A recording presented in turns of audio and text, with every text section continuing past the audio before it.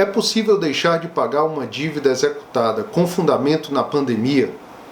Essa é uma pergunta que tem me chegado de alguns amigos e que eu achava que ia ser algo isolado, mas de repente começo a acompanhar na jurisprudência alguns julgados que começam a pipocar no Brasil, em TRFs, TRTs, TJs, que mostra que essa não é uma pergunta tão isolada e não é uma questão tão simples como eu podia pensar. Mas vamos analisar aqui alguns aspectos processuais dela.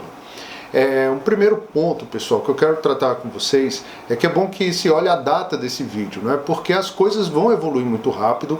Embora nós já tenhamos tido crises econômicas que geraram situação de revisão de contratos, nada tem se aproximado do que estamos vivendo hoje, que ainda pode se aprofundar bastante, espero que não, mas é uma possibilidade. Então, é possível que essa matéria sofra algum tipo de mutação, né, algum tipo de evolução de entendimento no decorrer do tempo. Na conta de hoje, vamos entender o que a gente tem na legislação e o que a gente tem de alguns entendimentos. Como eu falei, tem alguns julgados aparecidos que a gente pode dizer que são pelo menos atípicos. Decisões determinando a liberação de bloqueios de valor de bacenjúdice que já estavam realizados, suspensão de processos por prazo indeterminado, parcelamento da dívida em cumprimento provisório de sentença. Então são decisões das mais variadas, atendendo a pedidos do executado, mas em dissonância daquilo que regularmente se via. Isso é possível? Então vamos lá entender o seguinte. Eu acho que o primeiro ponto que precisa ser colocado é que nós temos dois interesses, o do exequente e o do executado, e que o do exequente está reconhecido em um título executivo, quando judicial, né, inclusive com o respaldo da coisa julgada, mas que precisa ser respeitado. Há um interesse, se há um prejuízo do executado, há um prejuízo ainda maior do exequente, que já vinha na expectativa do recebimento daquele crédito, da quitação daquele crédito há bastante tempo. É verdade que nós temos uma situação de um sentimento de caridade com o executado, né, de cumplicidade, de pena, que talvez só a psicologia consiga explicar isso, mas que na prática o que o código diz é que a execução se desenvolve no interesse do exequente. Então a gente precisa pensar nisso. Em segundo lugar, isso está relacionado à própria segurança jurídica. Nós temos um título executivo judicial, no caso do título executivo, né? Nós temos um contrato, então são elementos que precisam ser observados. Esses princípios não podem ser simplesmente ignorados, né? A coisa julgada, o ato jurídico perfeito, o direito adquirido. A gente não pode simplesmente ignorar, né? Porque há uma situação de comprometimento econômico, até porque isso não pode ser generalizado. Cada caso precisa ser analisado especificamente. A gente sabe que, embora toda a economia esteja sendo impactada, alguns setores estão tendo um impacto menor, conseguem trabalhar com certa regularidade, e outros inclusive tiveram acréscimos. Então o primeiro ponto é que esse fato precisa ser analisado em cada caso concreto, e não presumido como se fosse ali algo que está invariavelmente atingindo a todos da mesma forma e com a mesma intensidade, tá bom? Então precisa ser alegado e provado. Conhecido de ofício, para mim, é algo bastante estranho. Mas vamos lá. Focando inicialmente no cumprimento de sentença. Vamos imaginar a situação que vai ficar cada vez mais comum agora, porque a gente tem diversos contratos que já estavam firmados que não estão sendo honrados. Isso vai gerar execução.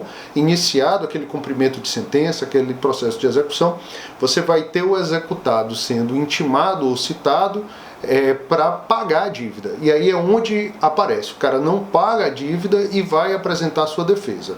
Vamos entender agora. No cumprimento de sentença, ele vai apresentar a impugnação ao cumprimento de sentença, que tem aquele rol específico lá no 525, parágrafo 1º, onde nenhuma das hipóteses comporta isso. Embora você tenha ali uma boa margem de cabimento de defesas, nenhuma delas comporta essa revisão.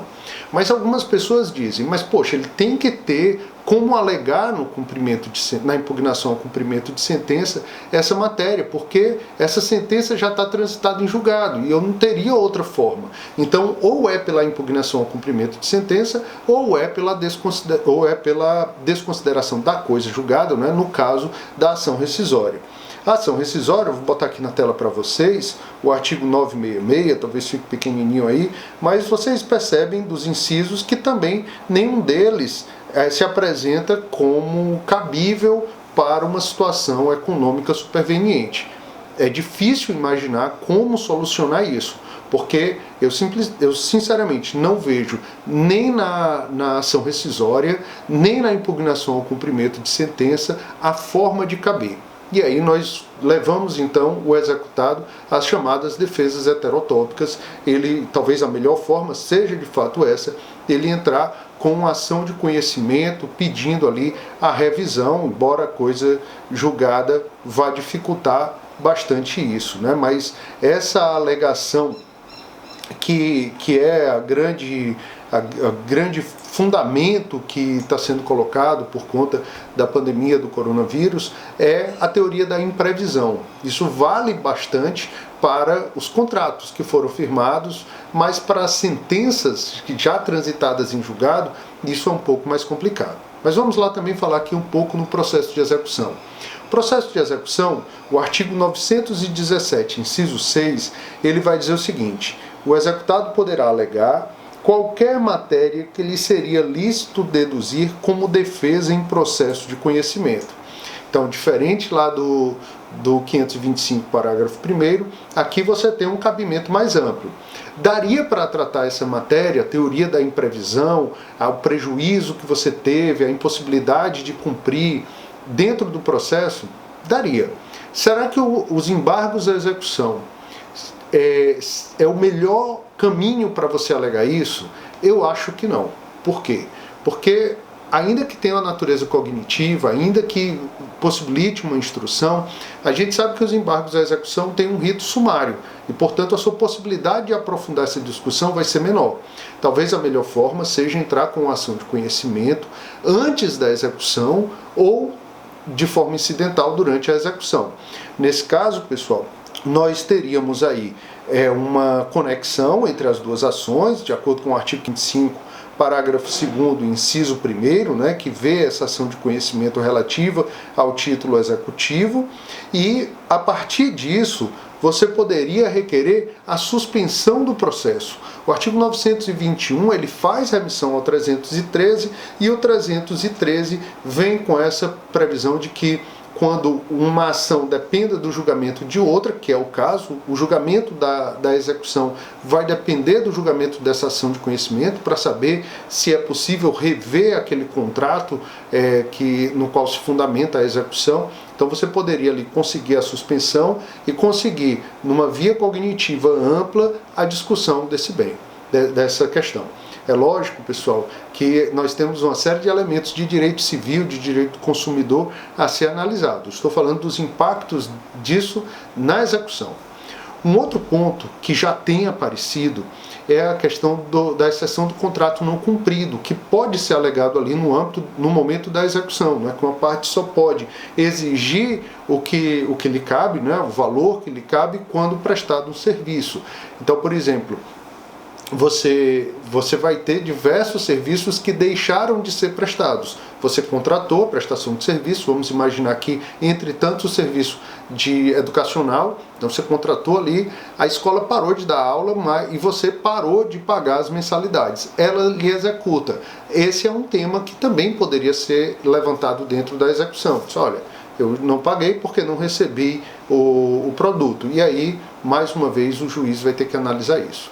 Eu só faço então esse contexto geral aqui com vocês, mas sabendo que existem ferramentas, existem formas de se alegar, existem temas que fundamentam essas alegativas, como por exemplo a teoria da imprevisão, o contrato às vezes já pode ter até um tipo de amarra maior sobre isso, e aí você pode então abordar. Mas o tema não é fácil, o tema não é simples. Agora, Fora disso, suspender processo aleatoriamente, aplicar o 916, que traz o pagamento parcelado ao cumprimento de sentença, liberar penhoras já realizadas ou dinheiro que já estava ali em depósito, eu realmente acho que isso não é cabível.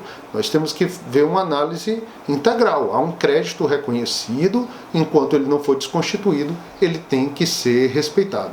Tá bom, pessoal? É uma opinião aqui, entre tantas outras, e esse é um tema que certamente vai aparecer bastante. Até mais, foi um prazer conversar um pouco com vocês sobre isso.